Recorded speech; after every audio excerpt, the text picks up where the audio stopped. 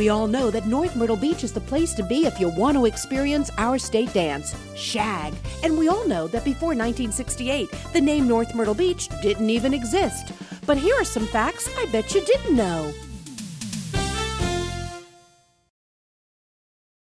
Well, a perfect day at the beach would be when I could walk from my grandfather's cafe to Main Street and Ocean Drive and all the way down to the ocean. At that time, they only had two entrances that went all the way to the ocean, Sea Mountain Highway and Main Street, which was not even there. It was Ocean Drive at that time, and both of those roads or streets went all the way to the ocean. And we would leave early in the morning, and it was about 3 miles to walk that far. And we would walk and get to the beach, and we would swim and build sandcastles on the beach, sunbathe, get blistered, and stay and frolic and play. When I was a teenager, there was a jukebox on a little concrete pad out at the pavilion, and we used to jitterbug, and that was the forerunner of the shag, which is now the state dance of South Carolina. We would stay at the beach until we got so hungry and so burned that we didn't think we'd make it back those 3 miles home. But we did. That was probably the most fun day when I was a child that we would have at the beach. Back then, I guess it was in the 70s and 80s, we were doing a lot of skiing on the waterway, because when I was growing up, we were still going to Bird Island back then, fishing and hanging out for the weekend or on Sundays. And my dad I would get in the water at the swing bridge, and I would ski all the way to the island. And most of the time we wouldn't pass maybe 1 or 2 boats. And of course now you can't get in there and go 100 yards without passing 2 or 3 boats. But it was very nice, and it was, that's one great thing that I still enjoy, and it's always instilled in me how going to Bird Island, Wadey's Island back then is where everybody used to go. We didn't go to Bird Island that much, but go out for the families had boats, and we would go out there for the day and have picnics, cook and eat and that kind of thing. Larry Platt and I were a couple of the only people in town that actually could barefoot, so we did that too. And it was a little bit challenging to be in the waterway, because it's not that slick, but it was fun. We did that, and I surfed a lot too. Fondest memories also of growing up was the Tillman Pier, back where Tillman Beach Golf and Racket is now, was a pier there before I think Hugo took it out. But that was the place where everybody met. All the people when we were in high school, we would go to the pier, and it seemed like there were waves every day. I don't know whether it's just that we felt like it was that good or whatever, but we would always meet. Pop Swain was the guy that ran the pier, and he had a son that surfed. One of the fondest memories was when the surf got better when the hurricanes came through, and of course it was harder to get out, so Pop Swain would be on the pier, and he didn't want you to jump off the pier, but if you could slide by him, he'd allow it. So we would all, when the current was really bad or the storms were up, we would go slide by him. One guy would keep his attention while we run out, and we go jump off the pier, and it would just be easier to get out, because it was kind of big and strong back then. But we had a great time at the pier. I had a gentleman working for me that grew up here, I didn't grow up here. He's Mr. Perring. I don't know whether anyone's ever told you about a gentleman named Mr. Perring that lived down here at Crescent Beach, but it was his son-in-law. He's dead now, but he came to work for me, and he begged me to buy some stock in a project that they were setting stock in called the Surf Club. And I asked him what kind of club was the surf club going to be? He said it was going to be a golf club. And at that time, believe it or not, there was already 2 golf courses in the Myrtle Beach, North Myrtle Beach area. That was the Pine Lakes Country Club and the Dunes Club. And I remember telling him, I said, my friend, there's not enough people in the world to accommodate 3 golf courses. And I just don't think it'll ever make a go of it. Very smart businessman I was. Today that stock is worth a ton of money. But shortly after it was finished, I got interested in golf. Not in owning any part of a golf course, but I just got interested in playing. And I played so many golf courses, I can't remember how many I played down here. A gentleman by the name of Phil Pimenta told me once, he said, he offered to make me a millionaire. He says, I can do it in 10 years. And I said, I don't believe you. I believe Santa Claus is more of a fact than that. He said, but I can. He was selling lots on East Cherry Grove, which had just been joined together with the mainland, I call it, because Mr. Nixon had closed off the inlet up there and had created, had joined the island to the mainland. And they had gone in there and dug canals all over that island, and they were selling lots in there, nice channel lots for $800. It was $40 down and $40 a month, which at that time money was a lot scarcer than it is now. It would buy much more than it will now. But he told me, he said, you buy these lots, buy all on one side of a channel, he says, and in 2-3 years, sell half of them, pay for all of them, and sit down on the rest of them.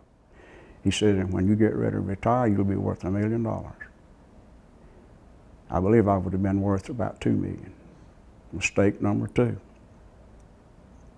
I could not see the growth in this country coming like that, not in this area. It just was absolutely phenomenal. When it started, there was just no end to it. Look at East Cherry Grove today. When I left North Myrtle Beach, Mr. Harry Dunnigan, who was one of the founders of WNMB, along with Mr. J.O. Baldwin and a group that brought the station on the air, asked me one day if I wanted to go to work for him as a sales rep. And I knew a fellow by the name of Dick Biondi, because Dick was very close with law enforcement folks. And he asked, would I be interested? And I said, sure. I'd never tried it, and I needed something to do to be able to work in the daytime and go to school at night. So I started with the radio station as a sales rep, learned how to do things. And of course, that was during the days of Billy Smith, Dick Biondi in the mornings, and Dick was a very, very powerful and controversial individual at times in the morning shows. I mean, he was a Hall of Fame disc jockey from the 50s and early 60s, and came here in this little bitty radio town, had one station, and he built an audience that was, WNMB was #1 through the early 70s and 80s from their programming. Billy Smith, of course, known as the king of beach music. And not only were they interesting in their own air programming, but WNMB was also part of the community. They were very community oriented. If you had something going on in town, they put it on for you in a heartbeat. The golf course was, when I came home from the hospital with Lindy as a baby, they had opened the surf club. And we were charter members of the surf club. So anyway, of course I played, we had a bunch of women that played golf. On Thursday was Women's Day, and we played golf, and it was something good to do, and we got to know people by playing golf with them, And there were a lot of ladies that played golf after opening the surf club down here. Well, Leona Helms, His Helms from Hoskins restaurant. She played golf, and let's see, Liz Petit played golf, and oh yes, and Isabel Tillman played golf with Isabel Tillman, and played, and of course I couldn't participate in too much because I had children at home. But anyway, they would have dinners over there. They would have dinners over there, and they had parties over there too. And so anyway, so it was the place to go. And of course, a lot of people away from here had weddings there and receptions and stuff. Dad's store was the Toggery Shop. I think he was in operation for about 40 years. Men's and ladies' clothing, for a good portion of that, I think. Towards the end, it was just ladies' clothing. But it was a year-round shop. It wasn't just simply beachwear. You know, he sold suits, and the men's side, he sold sport coats and dress slacks and that kind of thing. And again, remembering as far back as I can, 11, 12 years old, working in the store, we went through these fads of selling the bandline shirts and the surfer shirts with the flowers and the baggy swim trunks, and of course hundreds of pairs of Levi jeans.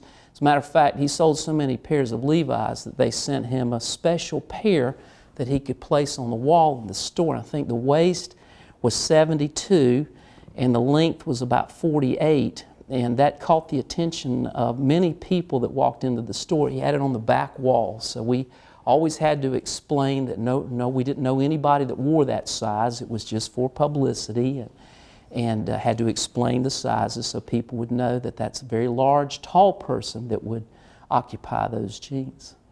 One winter, we spent the winter occupying an apartment above the store, and that was an entertaining time as well. There was one other family, I think, Odell Ward, the Ward's Grocery, that lived down on Main Street as well. So there was actually two families that lived on Main Street in 1972. And I think it was early 73 we had the famous snowstorm. I believe it was the winter of 73, and I can recall my dad and I having to leave the comfort of the apartment on more than one occasion to push cars out of the drifts. You know, it was just a 6-inch snow, but apparently people weren't used to that here, so we had to push quite a few cars out of the snow. But I recall vividly, I think we spent 1 year in the apartment, and while the house was being constructed, whether the windows were open or closed upstairs at night, I could hear the bingo numbers being called by Ted across the way, and hear the songs that were being played on all the rides. I think Judy Collins' "I've Looked at Love at Both Sides Now" kind of got sick of that song. I think that was played quite a bit. Ted Harrelson, of course, was calling the bingo, and I saw him in Georgetown. He relocated to Georgetown. I saw him several years ago, and I reminded him of that he used to put me to sleep at night listening to B-17 or B-12 or I-17 or whatever it was. But So as you can see, we're hard at work documenting history for the future North Myrtle Beach Area Historical Museum. And here's one more fact: we need you. Come join us in our effort to preserve North Myrtle Beach area history.